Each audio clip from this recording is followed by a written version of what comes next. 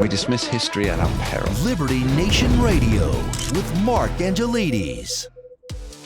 With Russian President Vladimir Putin pulling out of the last remaining treaty with the US, specifically the New START treaty aimed at limiting the number of nuclear weapons either side has, questions abound regarding the possibility of a nuclear arms race. Now, what is the White House response, and how safe is the world in this bright new world order? Well, we're fortunate to have with us former Deputy Undersecretary of Defense Controller Dave Patterson, who just happens to have a take on this particular topic. Thanks for being here, Dave. Thank you, Mark. Happy to be with you. So, Dave, tell me, are we at the beginning of a new nuclear arms race? Well, I think we could be easily because, the Russians have done the one thing that kind of held everything together, and that was they stopped all of the inspections that take place that were part of the New START treaty. And so that's somewhat of a problem for the United States. Not so much that it was actually substantive, it was more symbolic, but in that symbol there was some comfort, I guess. Secretary of State Blinken called it irresponsible to do that, so we have basically the U.S. position on that. Okay, and just for our listeners, just to clarify this, the New START treaty essentially laid down that the two countries could only have a certain amount of intercontinental nuclear warheads and carriers for those specific warheads, and that it was those that were able to be inspected by each side's respective policy units. Is that about right? That's correct. Yes, that's what the treaty established back in 2011. And, it's been reasonably effective, as I said, more symbolic than substantive, in as much as the Russians have turned their nuclear capability back to intermediate range ballistic missiles, which holds Europe, obviously, in a threat environment. But I think it's interesting to note that on the same day that Russian President Putin, announced that he was ditching the New START treaty, they attempted an ICBM test, which failed. So not a good look for pulling out of the treaty. Yeah, I'm reminded of the Moscow rules era, though, where pretty much everything was a deception or a feint or a slight. So the idea that this particular missile test would take place, I believe there are conflicting views on did it take place at the time when Biden was in Ukraine or just before. But yeah, it seems to me that there was a lot of propaganda hinging on that, either if it were successful or if it weren't. And let's talk about Joe Biden for a moment here. So it seems to me that he didn't respond to this in Poland. He didn't respond to Putin's withdrawal from the treaty. And this, I don't know, does this seem to be a recurrent theme of ignoring problems until they reach a boiling point where they have to be dealt with? Well, I think, he had practiced his speech, and to add something else to it was a bit over the top for him. But I think it's really important to realize that what President Biden was there to do was to reassure the people of the Ukraine and Poland and other NATO countries that border on the conflict areas that the United States was there for them and was not going to leave them in the lurch. And I believe he did that. It's not clear to me whether or not he even knew that Putin had pulled out of START, but we'll say that he did and chose not to mention it. And I think that's kind of important. I mean, I would think it would be a big deal, but we can only focus on one thing at a time.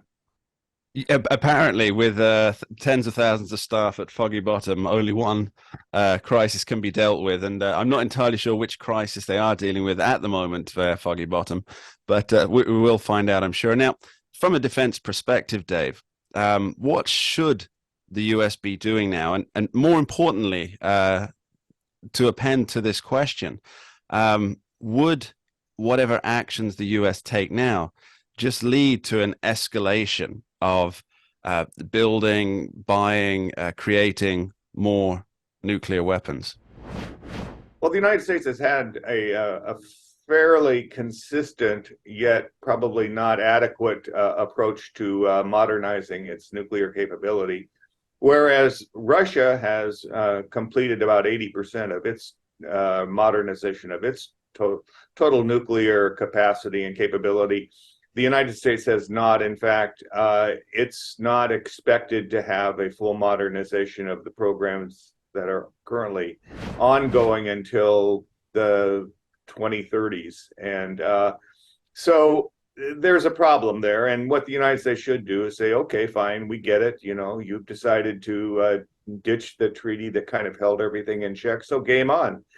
And so we have a new nuclear bomber, the B-21 Raider, and it just rolled out this year. But it won't be fully operationally capable until toward the end of the 2020s. And we also have a number of other programs. The replacement for the Minuteman III ICBMs. We have a command and control, but none of these are moving along at a pace that would be competitive, I think, with the Russians. So to compress that timeline, to speed that stuff up, and to get on the page, I think that's what the United States should do. And we've been hearing a lot about a more formal relationship regards to this war from China. Now, Anthony Blinken, Secretary of State, he warned at his recent Beijing visit that as well as providing non-lethal aid, he suspected that the Chinese Communist Party was either on the brink of providing lethal aid to Russia or was already doing so. Now, how credible was Blinken's words? And I think from a wider perspective, is that any different to what the US is doing for Ukraine? I think that you have to take Secretary Blinken in context with how successful he's been in the past, and that has not been very. Basically, when he talks to the Chinese and his counterparts, it just simply becomes an opportunity for theater for them to put their point across and to dismiss Secretary Blinken whole cloth. So I don't think whatever he had to say, he simply, made his point about the United States not wishing to see China provide lethal aid to Russia, but there's no consequence to them doing it, and they know that. I think that with your other question, I think that what President Biden brought up in his speech, where he announced 500 million more American taxpayers going to the Ukraine, is a more troubling problem, and that is the administration continues to say, however much it takes in the way American taxpayers' dollars are spent in Ukraine, and no matter how long it takes, these are troubling concepts. And as much as the president railed against the forever war in Afghanistan, it would appear to me that he's laying the groundwork, setting the stage for another forever war at American taxpayers' expense. I think, Yeah, Mark, we have to realize that it is in America's interest to protect Ukraine from the Russian invasion. And what you don't hear about very often, and what's really, I think, important, is that we are keeping the hostilities off our shores. We are keeping the battle somewhere else. And that's very important in terms of deterrence and safety and national security for the Americans and the U.S. public. And we don't hear much about that. We hear, basically platitudes about freedom in Ukraine, but the more important thing is that we're keeping the Russians in their neighborhood. Yeah, I know that Afghanistan has long been known as the graveyard of empires, but I would argue that Russia is very much of a similar scope and scale in that historical regard. Dave Patterson, thank you ever so much for joining us. Hey, Mark, great to be with you as always. We dismiss history at our peril. Liberty Nation Radio with Mark Angelides. Entertaining, informative, and just plain fun. Watch Liberty Nation's The Conservative Five. Produced by conservatives for conservatives. C5's The Left Free Zone. Hosted by Liberty Nation's Lisa K. Donner. Joined by a raucous, irreverent panel of authors. Deconstructing leftist narratives. Debating the hot topics. And remembering to laugh. Join the official conservative safe You only space. did that to piss Jeff off. Liberty Nation's The Conservative Five.